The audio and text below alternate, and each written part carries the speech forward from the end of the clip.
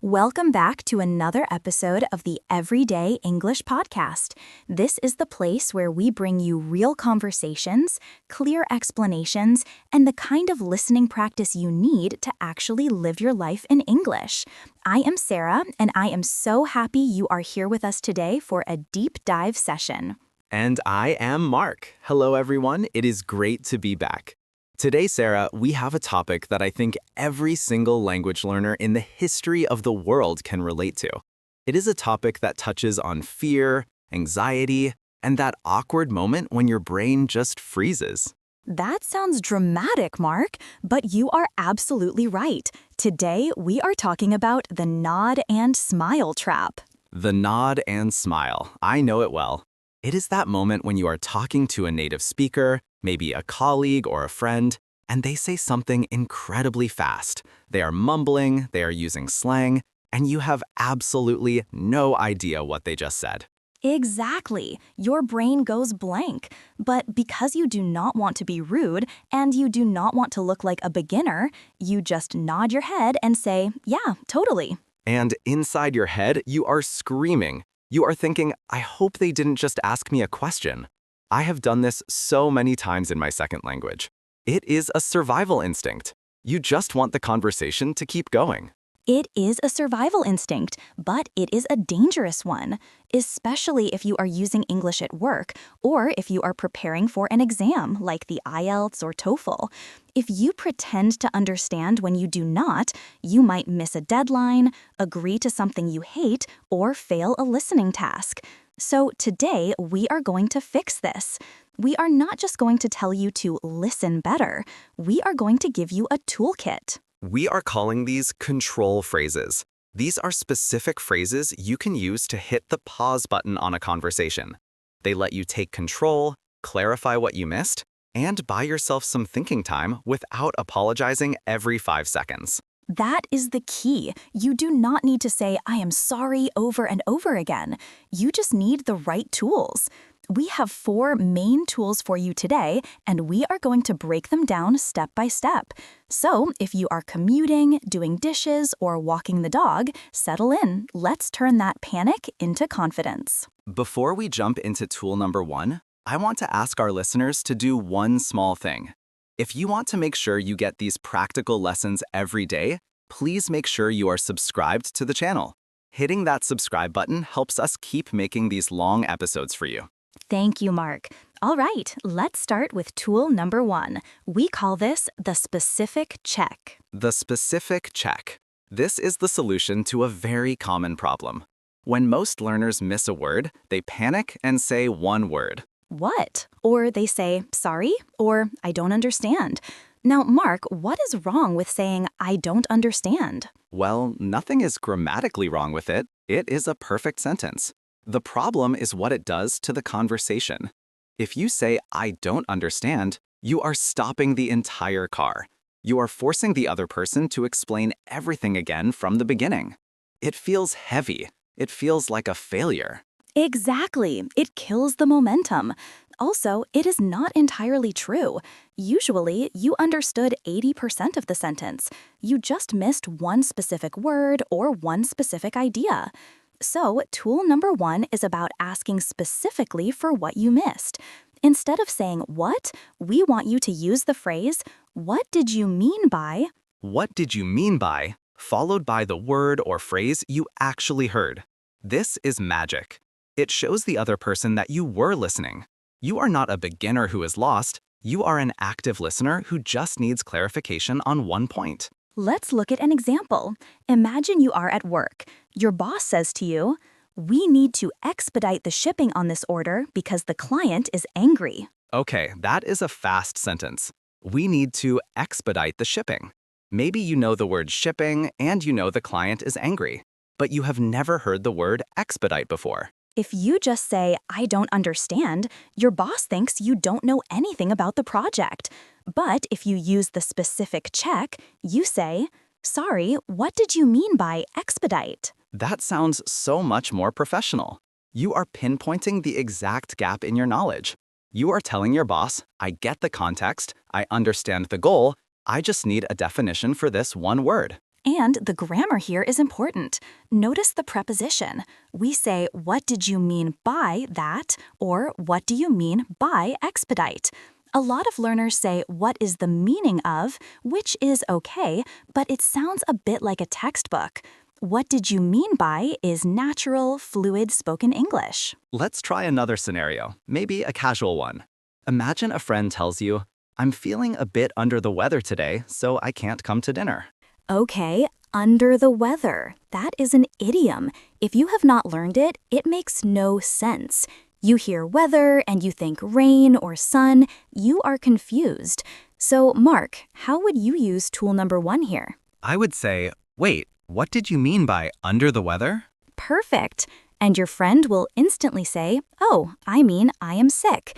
Conversation continues, no awkward silence, no panic. It is also a great way to learn new vocabulary in the wild. If you ask, what did you mean by X, you are getting a free English lesson from a native speaker. So that is tool number 1, the specific check. Stop saying what and start isolating the problem word. Now let's move on to tool number 2. This one is for when the problem isn't a specific word, but the speed. Oh yes, the speed. This is the speed bump tool. Native speakers, especially when they are excited or stressed, talk incredibly fast. They link words together. What are you doing becomes what you doing. And when that happens, you need a polite way to slow them down. But here is the trick. You do not want to say, my English is bad, please speak slowly. Right. That lowers your status. It makes you feel small. We want a phrase that sounds confident but still gets the result we want. We want to put a speed bump in the road, not a stop sign. The phrase we recommend is, could you run that by me one more time? Oh, I love that phrase. Run that by me. It is such a natural phrasal verb. Let's break it down. To run something by someone usually means to tell them an idea or information, to get their opinion, or to make sure they understand. It implies a quick review. Run that by me. It sounds cooperative. It sounds like you are working together. So the full phrase is, could you run that by me one more time? And if you really need them to slow down, you can add a little softener at the end. You can say, could you run that by me one more time? I want to make sure I caught all the details. That is the secret sauce right there. I want to make sure I caught all the details. You are not saying, I am slow. You are saying, this information is important and I am being careful. It frames your request as a professional strength, not a language weakness. Let's listen to the difference. Option A, speak slowly please, I don't understand. Option B, sorry, could you run that by me one more time? I just want to make sure I caught the details. Option B sounds like a manager. Option B sounds like someone who is in control. And the result is the same. The other speaker will slow down and repeat themselves. It is all about confidence. Even if you are shaking inside, using a high-level phrase like run that by me makes people treat you with more respect. Let's practice the pronunciation of that for a second, because the linking is important. Run that by me. Run that by me. Run that by me.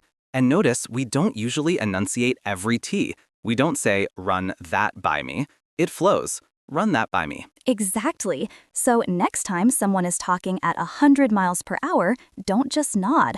Put up a speed bump. Say, hold on, could you run that by me one more time? I think this is especially useful for phone calls. On the phone, you lose all the visual cues. You can't see their lips moving, you can't see their gestures. It is just pure audio. That is when the panic hits the hardest. Definitely. On the phone, you have to be even more verbal with your feedback, which actually leads us perfectly into tool number 3. This is a technique for when you think you understood, but you are not 100% sure. This is called the echo technique. The echo. This is one of the most powerful active listening skills you can learn in any language. It is very simple. You repeat the last few words, or the most important words, back to the speaker, but with a rising intonation. Rising intonation is when your voice goes up at the end, like a question. Exactly, like that. You turn a statement into a question just by changing your music. So why do we do this? Why not just say, okay? Because okay is passive. If you say okay, I assume you understood everything. If you use the echo, you are testing your understanding. You are checking if you heard correctly without formally asking a question. Let's demonstrate. Sarah, tell me a plan. Make it a bit complicated. Okay, we are going to meet at the station at 3 p.m., but don't forget to bring the blue folder because John needs it. Okay, that's a lot. If I want to use the echo to check the time, I would say, at 3 p.m. And I would reply, yes, 3 p.m. Or if I wanted to check the item I need to bring, I would say, the blue folder. Yes, the blue folder. This technique is brilliant because it keeps the conversation moving fast. You don't have to stop and say, excuse me, what time did you say we are meeting? You just echo, at 3? It also makes you sound like a very attentive listener. Psychologically, people love it when you repeat their words back to them. It makes them feel heard. It really does. It builds connection. But you have to be careful with the intonation. If your voice goes down, it sounds like a statement. If Mark says, the blue folder, with a flat voice, it sounds like he is just agreeing. Right. The blue folder? That just means I heard you. But the blue folder means did I hear you correctly? It is a subtle difference, but it is huge. This is great for those, wait, did I hear that right moments? Maybe you are listening to a story about a friend's vacation. They say, we drove for 12 hours straight. And you think, wow, 12 hours? So you 12 hours? And they say, yeah, can you believe it? It encourages them to keep talking. It is a conversational lubricant. It keeps everything sliding along smoothly. I think the echo is my favorite tool because it is so low effort. You don't have to construct a full grammatical sentence. You just grab the noun or the verb you just heard, lift your voice up, and throw it back. It is very efficient, and efficiency is what we want when we are trying to process a second language in real time. We want to save our brain power for understanding the meaning, not constructing complex questions. So, we have the specific check, what did you mean by? We have the speed bump, run that by me one more time, and we have the echo, the blue folder. We have one more tool for you today, and this one is crucial for anyone taking an exam like IELTS or TOEFL, or anyone who has to deal with administrative tasks like booking appointments or banking. This is tool number 4, the detail save. The detail save.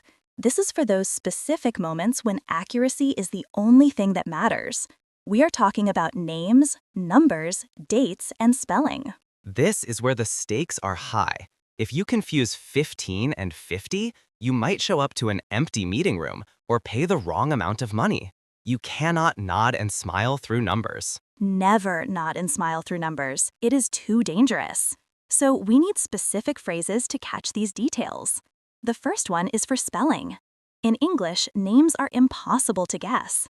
You have Sarah with an H, Sarah without an H, Sean spelled S-H-A-W-N or S-E-A-N. So, if someone introduces themselves or gives you a name, you need the phrase, how are you spelling that? Or simply, is that with an I or a Y? How are you spelling that is great, or could you spell that out for me? And here is a pro tip for exams. Practice your alphabet. I know it sounds basic, strictly ABC stuff, but when you are nervous, G and J sound the same. A and E sound the same.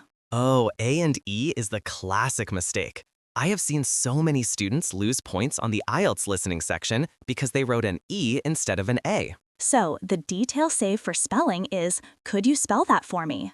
Now, what about numbers, Mark? The teen versus T problem. 13 versus 30, 14 versus 40. Native speakers are lazy. We often swallow the end of our numbers. I'll see you at 4:15 might sound like 4:50 if there is background noise. The phrase to use here is the option check. You give them 2 options and ask them to pick. You say, did you say 1-5 or 5-0? By breaking the digits apart, saying 1-5 instead of 15, you eliminate all confusion. It is crystal clear. Did you say 1-5 or 5-0? You can do this with dates too. Did you say Tuesday the 2nd or Tuesday the 7th? Never be afraid to do this. I think some learners feel annoying if they ask for clarification on numbers. But actually, in a business setting, accuracy is respected. If you ask, sorry, was that 15 or 50? You look responsible. You look like someone who cares about getting it right. Absolutely. The annoyance of asking a question is tiny compared to the disaster of getting the number wrong. Imagine booking a flight for the wrong day. Just ask the question. So, the detail save is about being proactive with the little pieces of data. Spelling, numbers, dates. Don't let them slide by. Catch them. So there you have it, 4 tools to stop the panic. Let's recap them quickly because repetition is how we learn. Tool 1. The specific check. Don't say what, say what did you mean by, and insert the word you heard. Tool 2. The speed bump. Don't say speak slowly, say could you run that by me one more time? It sounds friendly and collaborative. Tool 3. The echo. Repeat the key word with a rising intonation to check your understanding instantly. The blue folder? And tool 4. The detail save. Did you say 1-5 or 5-0? Could you spell that for me? Use this for the high-stakes data. Now, listening to a podcast is great, but passive listening only gets you so far. We want you to actually use these tools. So, Sarah, what is the challenge for this week? The challenge is the No Fake Challenge. For the next 24 hours, I want you to make a promise to yourself. You are not allowed to fake understand, not even once. That is scary. It is scary, but it is the only way to grow. If you are talking to a teacher, a friend, or even listening to a video, and you miss something, do not nod. Stop. Use one of the phrases we learned today. Even if you are just talking to yourself? Well, maybe not if you are talking to yourself. But if you are in a class or if you have a speaking partner, try it. Say, sorry, could you run that by me again? See how it feels. I promise you, the world will not end. The other person will just repeat themselves, and you will actually understand the conversation. And you will feel powerful. There is a huge confidence boost when you realize you can control the flow of communication. You are not just a passenger holding on for dear life, you are driving the car. That is a beautiful image, Mark. You are driving the car. We would love to hear how this goes for you. If you try one of these phrases, let us know in the comments. Which one is your favorite? Which one feels the most natural to you? I am betting a lot of people will run that by me. It just sounds so cool. It is very cool. Before we go, if you found this deep dive helpful, please consider liking this video. It tells YouTube that this kind of long, detailed content is useful, and it helps other learners find us. And if you haven't already, subscribe to the Everyday English podcast. We are building a library of these lessons to help you with every part of your English life: work, travel, relationships, and exams. We want to be part of your daily routine. We really do. Thank you so much for listening today. Remember, fluency isn't about knowing every single word in the dictionary.